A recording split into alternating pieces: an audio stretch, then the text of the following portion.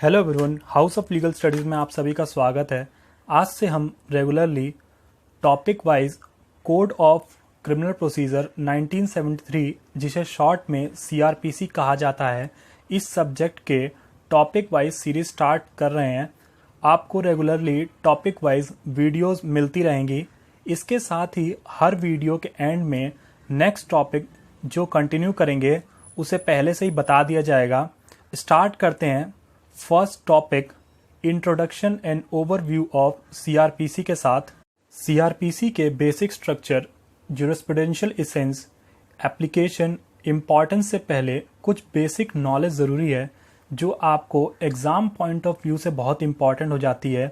जैसे कि date of enactment 25 जनवरी 1974 में ये एक्ट बना था, लेकिन इसकी कमेंसमेंट 1 अप्रैल 1974 को हुई थी।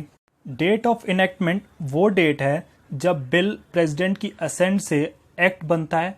डेट ऑफ कमेंसमेंट वो डेट है जब वो पर्टिकुलर एक्ट एप्लीकेबल होता है उस डेट से। अब डेट ऑफ इनेक्टमेंट और डेट ऑफ कमेंसमेंट के रिगार्डिंग एक क्वेश्चन अराइज होता है कि क्या date of commencement date of enactment से पहले भी हो सकता है। इसके रिगार्डिंग 3 सिचुएशंस हैं। Date of enactment plus date of commencement same date पे भी हो सकता है। उसके साथ ही डेट ऑफ इनेक्टमेंट के बाद डेट ऑफ कमेंसमेंट तो पॉसिबल है ही, लेकिन इनेक्टमेंट डेट से पहले कमेंसमेंट होने का मतलब ये है कि रेट्रोस्पेक्टिव नेचर का एक्ट है और इसको एप्लीकेबल पहले से किया गया, तो ये भी पॉसिबिलिटी है। सो इन शॉर्ट, ये जरूरी नहीं कि पहले एक्ट पास होगा उसके बाद ही कमेंस्ड होगा। कमेंसमेंट की डेट पहले भी रेट्रोस्पेक्टिव नेचर में एप्लीकेबल हो सकती है। एक्ट के डिवीजन की बात करें तो total number of chapter 37 chapters में ये डिवाइड है पूरा एक्ट, जिसमें कि 484 सेक्शंस हैं। शेड्यूल की बात करें तो 2 शेड्यूल हैं जो एक्ट से अटैच हैं। फर्स्ट शेड्यूल है क्लासिफिकेशन ऑफ ऑफेंसेस की, 2 पार्ट्स में डिवाइड है ये schedule. First part offences under IPC को डिफाइन करता है, जिसमें आपको 6 कॉलम्स दिखेंगे। फर्स्ट कॉलम में सेक्शन वाइज है जो आईपीसी के सेक्शंस प्रोवाइड हैं। सेकंड में ऑफेंस मेंशन है। थर्ड में कौन सी पनिशमेंट है आईपीसी में। फोर्थ में क्या वो कॉग्निजेबल ऑफेंस है या नॉन कॉग्निजेबल ऑफेंस है। फिफ्थ कॉलम में आपका बेलेबल और नॉन बेलेबल नेचर का ऑफेंस बताया गया है।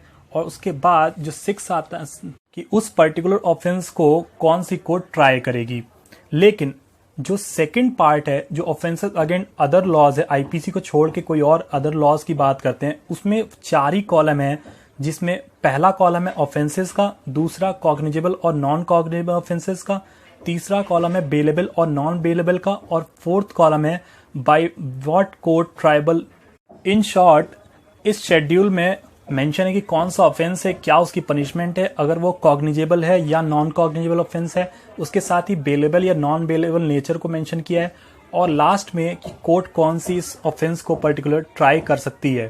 सेकेंड शेड्यूल की बात करें जिसमें 56 फॉर्म्स हैं जो डिफरेंट प्रोसीडिंग्स में कोर्ट यूज़ करती है, जिसमें form number 42 execution of warrant of a sentence of death है, जिसमें वो डेथ वारंट भी कहा जाता है। नेक्स्ट मेन एस्पेक्ट आता है basic structure of the CrPC. क्या ऐसा बेसिक स्ट्रक्चर होना चाहिए सीआरपीसी में? देखिए, पहला प्रिंसिपल आता है प्रिंसिपल ऑफ नेचुरल जस्टिस, दूसरा फेयरनेस, तीसरा नॉन आर्बिट्रेरीनेस और चौथा reasonableness. Principle of natural justice की बात करें तो ऐसे रूल जो कोर्ट लेट डाउन करती है इंडिविजुअल की प्रोटेक्शन के लिए अगेंस्ट आर्बिट्रेरी प्रोसीडिंग्स।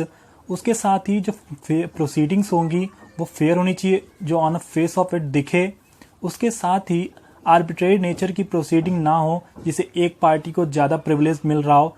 उसके साथ ही रीजनेबल होना चाहिए कि आपको लगे कि गुड जजमेंट दी गई है और फेयर प्रोसीडिंग्स कंडक्ट की गई थी। नेक्स्ट एस्पेक्ट आता है ज्यूरिस्प्रूडेंशियल एसेंस ऑफ सीआरपीसी। पहला है the largest purpose of CrPC is to serve the societal interest. Societal interest कैसे सर्व होगा? मेन पर्पस सीआरपीसी का है कि जो भी कल्प्रेट है उसे पनिश किया जाए। इससे सोसाइटी को एक प्रोटेक्शन प्रोवाइड होती है। इससे लार्जर इंटरेस्ट जो सोसाइटल इंटरेस्ट है वो सर्व होगा, प्लस विक्टिम का इंटरेस्ट भी सर्व हो जाएगा। लेकिन जो एक्यूज्ड का इंडिविजुअल इंटरेस्ट है वो कहीं ना कहीं हार्म होता है, क्योंकि एक्यूज्ड को इन्वेस्टिगेशन, इंक्वायरी और ट्रायल स्टेज पे अरेस्ट, डिटेंशन, इंट्रोगेशन की स्टेजेस से गुजरना पड़ता है। सो ये कोर्ट की ड्यूटी बनती है कि कोर्ट ट्राई करे बैलेंस करना एक सोसाइटल इंटरेस्ट और इंडिविजुअल इंटरेस्ट को कैसे वो मैनेज करती है। इसके साथ ही जो सीआरपीसी के नेचर की बात करें तो बेसिकली ये प्रोसीजरल लॉ है, जिसे हम नेक्स्ट स्लाइड में डिफ्रेंशिएट करेंगे कि क्या प्रोसीजरल लॉ होता है और सब्सटेंटिव लॉ क्या होता है। सीआरपीसी के इंपॉर्टेंस की बात करें तो क्रिमिनल कोर्ट्स का एक यूनिफॉर्म सेट प्रोवाइड करते हैं, जिसमें एक हायरार्की है कि कौन सी कोर्ट किस चीज़ का कॉम्पिटेंसी ट्राई कर सकती है, कौन पनिश कर सकती है। उसके साथ ही प्रोसिक्यूशन, ट्रायल और पनिशमेंट के लिए एक मशीनरी प्रोवाइड करती है। इसके साथ एक फेयर ट्रायल हो एक्यूज्ड का, उसके लिए डिफरेंट प्रोविजंस हैं। इसके साथ ही इन्वेस्टिगेशन, इंक्वायरी और ट्रायल के रिगार्डिंग क्लियर प्रोविजंस मेंशन है। लेकिन सीआरपीसी किसी भी special law, local law, special जुडिक्शन power, procedure को ओवरलैप नहीं करता। अब बात आती है सब्सटेंटिव और प्रोसीजरल लॉ की। सब्सटेंटिव लॉ ऐसे लॉज हैं जो किसी भी पार्टीज की राइट, ड्यूटीज और लाइबिलिटीज को क्लियरली डिफाइन करते हैं, जिसमें आईपीसी है, जिसमें आपको पता है कि आपने कोई ऑफेंस किया तो पर्टिकुलर पनिशमेंट होगी। कॉन्ट्रैक्ट एक्ट है, जिसमें आपने कॉन्ट्रैक्ट किया फिर ब्रीच किया है तो उसके लिए अलग रेमेडीज हैं। ऐसे कंपनी लॉ, हिंदू लॉ है। प्रोसीजरल लॉ को देखें तो एक ऐसे रूल्स हैं जो गवर्न करते हैं प्रोसीडिंग्स ऑफ कोर्ट को, जिसमें एक प्रॉपर प्रोसीजर होता है, जिसमें सीआरपीसी जो क्रिमिनल प्रोसीडिंग्स को डील करता है, सीपीसी जो सिविल प्रोसीडिंग्स है, और लिमिटेशन एक्ट जो टाइमलाइन बताता है कि कौन से एप्लीकेशन, सूट, एग्जीक्यूशन प्रोसीडिंग किस टाइम पीरियड में आप फाइल कर सकते हैं। सबसे मेन एस्पेक्ट आता है कि सीआरपीसी कहाँ कहाँ अप्लाई होता है।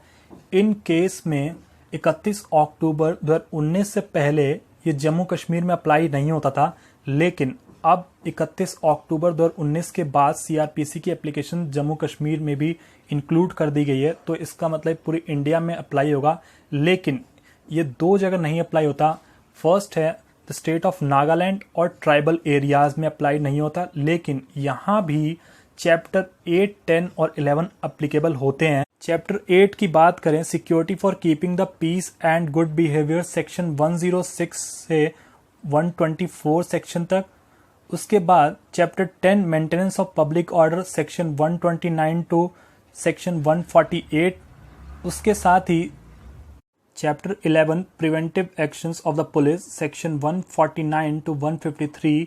ये सारे चैप्टर्स एप्लीकेबल होंगे स्टेट ऑफ नागालैंड और प्लस ट्राइबल एरियाज पे भी, लेकिन बाकी एक्ट एप्लीकेबल नहीं होता।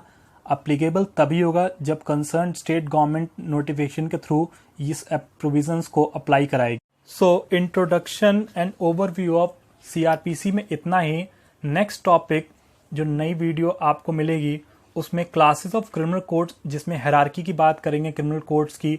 उसके साथ ही क्या क्या कॉम्पिटेंसी टू पनिश है, कितना कोर्ट पनिशमेंट दे सकती हैं, उसके बारे में डिटेल्ड स्टडी करेंगे, जिसमें हम सेक्शन 6, सेक्शन 28 और सेक्शन 29 डिटेल में कवर करेंगे। Thanks for watching.